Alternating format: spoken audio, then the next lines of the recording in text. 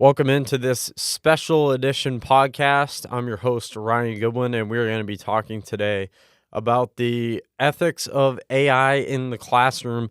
AI is such a big topic for everyone, especially in today's culture, today's world.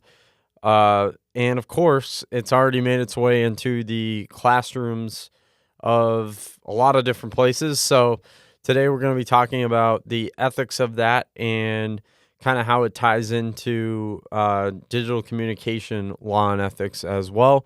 This will hopefully not be too long of a podcast. But anyway, yeah, here we go. So in my presentation or in my topic that I researched, I was able to find a few studies on the different ethics of AI, or how teachers viewed AI and also how students viewed AI. So, for example, in a 2023 study, there were 399 undergrad and postgrad students in Hong Kong from 6 universities. The majority of students surveyed, there were 204 male, 195 female.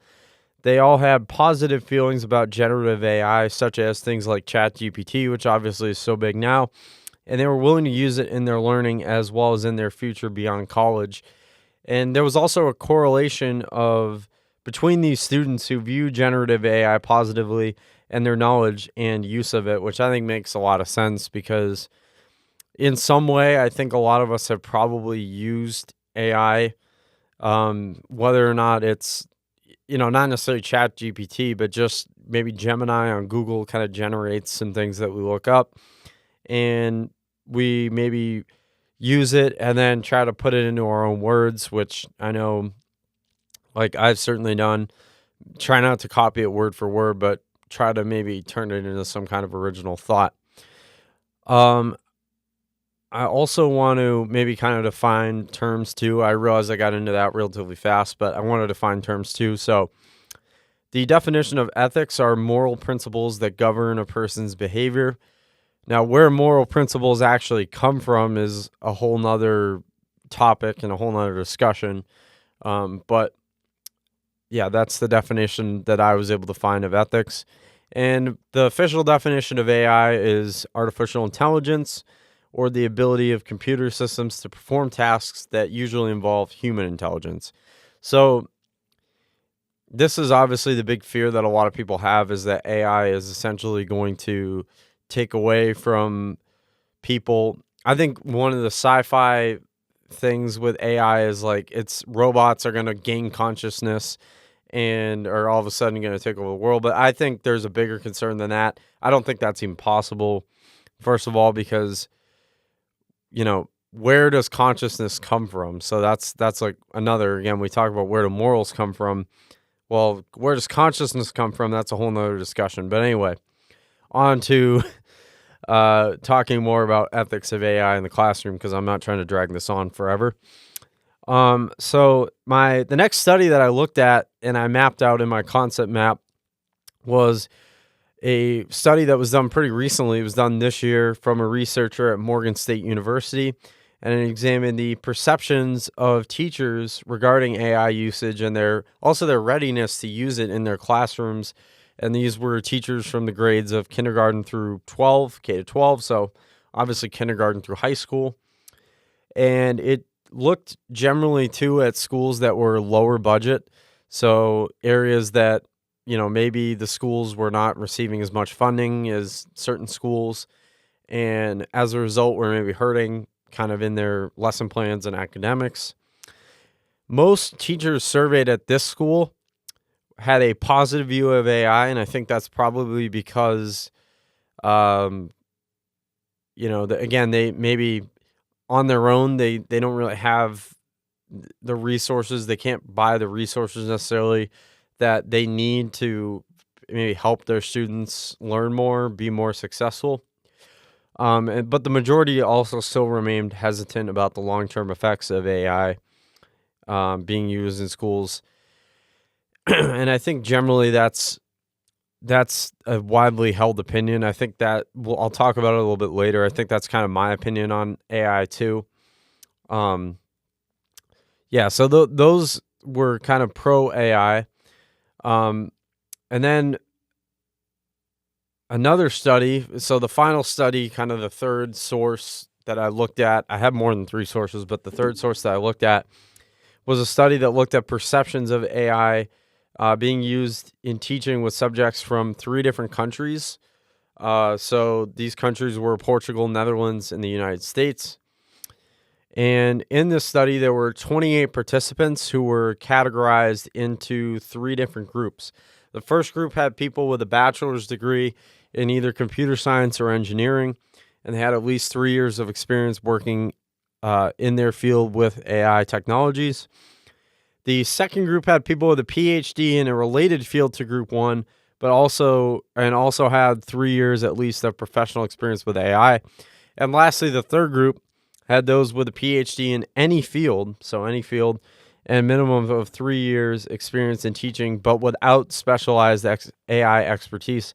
I don't exactly know what specialized AI expertise is. I guess it's somebody who just studies computer science. I don't really know how you can be a quote expert on AI. But anyway, the results of this study were a finding of 7 different attitudes on the subject. So I didn't list all the different categorized attitudes, but there were optimists, total optimists, moderates, or I call them realists, or those who viewed it totally negatively in almost every way. And every subject that was surveyed here in this study had to weigh ethical concerns as well as their views. And their views were usually drawn from moral values or like a moral compass, which again, morals are kind of a different topic, but that's where they came from.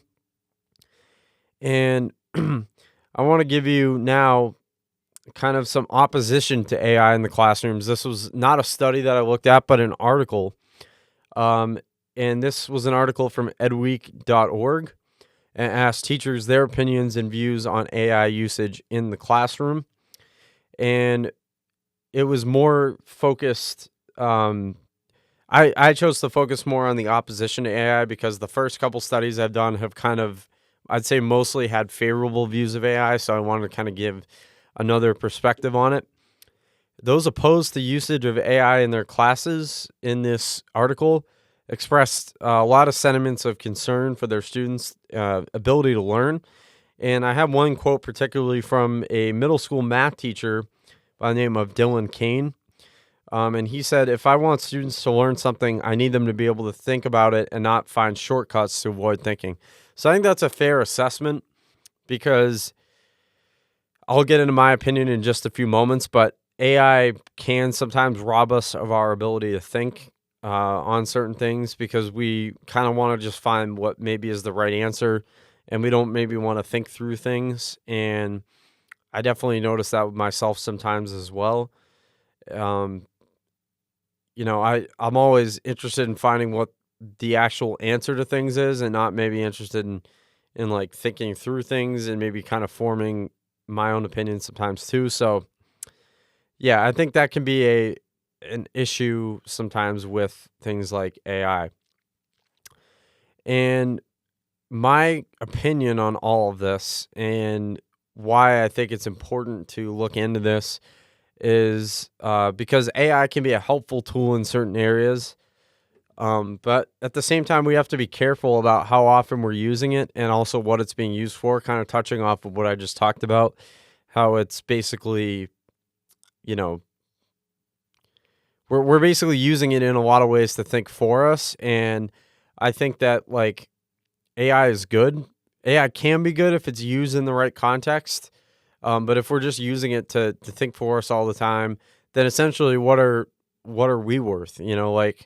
What is our purpose? And I think we have so much more of a purpose than, again, just to be replaced by AI. So that's a concern. And I'm generally not a fan of AI. I know that it's, kind of inevitable as far as its presence around us. But again, like with the first point, I think we have to be wary in how much we rely on it. You can't necessarily escape it online, but it is somewhat important to still think for ourselves, and that's a skill that we can't afford to lose. And I'm not in the totally anti-AI camp either. I'm definitely not a total optimist for it, but I'm not totally opposed to it in certain contexts. But again, I think we have to be careful because there are not only in the classroom, but I think things like music, the fact that AI is now taking over music, I think is not a good thing. I think it obviously takes away from people's creativity. And also the fact that we don't even need actual people anymore to perform art or to perform music, I think is also a general concern. And on top of that, like, I don't even think the stuff that AI is putting out there right now is very good. I don't think it's much better than a lot of the stuff that people put out. And if it is better, then we need, I think, to take a look at ourselves in the mirror and say, why is that? Why is it that AI is suddenly better at doing stuff than we are? I mean, sure, it can formulate, like, it can sift through technology and it can sift through information maybe faster than we can. But why is it that it's now more creative than us? To me, that's a big concern. So overall, what are my thoughts on AI in the classroom? Because I think that's most importantly what this is all about. I think it needs to be limited. I think naturally, like, again, I've used it in certain circumstances, like as far as maybe if I look something up on Google, it'll kind of sift together all this information and give you a general overview.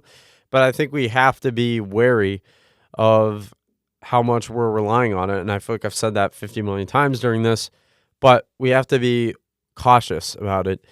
And we have to, I don't want to say sit on the fence about it because I think it's good to have an opinion one way or another. Again, I'm more on the anti-AI train than the pro-AI train. But the question too, I think before I head off is how can teachers, maybe respond to this and move forward in the age of AI, because we are in the age of AI. It's still relatively young, but it is progressing pretty quick. How can teachers adapt to this? Well, one thing that I looked at that I didn't actually put in the concept map was that a lot of teachers now are starting to go back to kind of written tests, written exams. Also, maybe things like, this is related to written, but like the old-fashioned blue books, they're starting to go back to those. I've seen those in a class that I took here at Keene State College, not recently, but like last year.